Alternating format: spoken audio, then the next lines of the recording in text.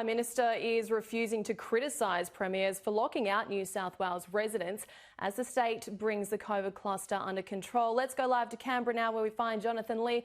Jono, the PM was selecting his words very carefully today. Julie, good afternoon. Good afternoon to the viewers. Yes, it was another very cautious and considered Prime Minister who has yet again refrained from criticising the premiers who are denying access and entry of New South Welshmen into their states during the Christmas and the festive period. It's a Prime Minister who's perhaps learnt more about his authority or lack thereof since any other Prime Minister since Federation back in 1901. He made the point today that even though he tried to come up with a definition of a COVID hotspot, it really is the states and the premiers who have all the power here. We have a hotspot in Avalon. We have a hotspot in Northern Beaches. And when you have hotspots, then you respond to those with restrictions. That is the way this has been successfully managed anywhere in the world. And Australia is no different to that. The states, they determine their own definition of a hotspot and what restrictions they put in place. Julie, there was, though, a very subtle dig. The Prime Minister made the point at just how much responsibility New South Wales has taken for getting other Australians home, and they continued to do that despite having this outbreak. New South Wales takes half the international arrivals to Australia every week. So New South Wales has been carrying the lion's share of the burden of getting Australians home. 3,000 even now. Every week. Despite the challenges they're facing now, New South Wales continues to do everything it can to get Australians home. And they're not just from New South Wales, they're from all the other states and territories.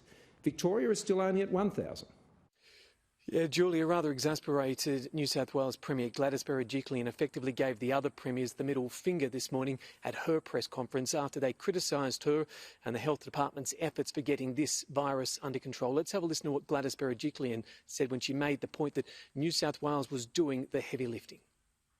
To the rest of the nation, we're doing our bit in terms of bringing home your travellers. 45% of people who come through are from other states. And when I get helpful advice from other premiers, my response is please consider the heavy load New South Wales has been lifting to bring back Aussies, and we ask every other state to do their bit proportionately as well. Now, Julie, one other point which has been made. We heard Boris Johnson speak in the last 48 hours about this new virus strain which has emerged in some parts of the United Kingdom, which is supposed to be far more virulent, 70% more virulent. In fact, the Prime Minister made the point that there was no hard evidence on this virus and what it might mean to Australians, and if we had to further tighten our restrictions here. Dr Kerry Chant, though, the New South Wales Chief Health Officer, made the point that two people returning from the United Kingdom have actually tested positive to this strain. So to let you know that we have had, I've been advised, and this is because all the sequencing may not have been completed on all returned overseas travellers. Obviously, that's not our total priority when we're dealing with an outbreak. But to date, I'm advised that we have had a couple of UK returned travellers with the particular mutations you're referring to. Can I be very clear that the Avalon cluster strain does not have those mutations? Now, why might this strain be more concerning? Well, Boris Johnson had the question as to whether the current restrictions were strong enough for UK citizens, whether they needed to increase the 1.5 metre distance, or whether masks, in fact, did work. The UK Prime Minister was concerned. He made the point that they didn't know whether they needed to tighten those restrictions. At this stage, the Prime Minister remains open-minded, but it is certainly a fact which has health authorities worried. Julie.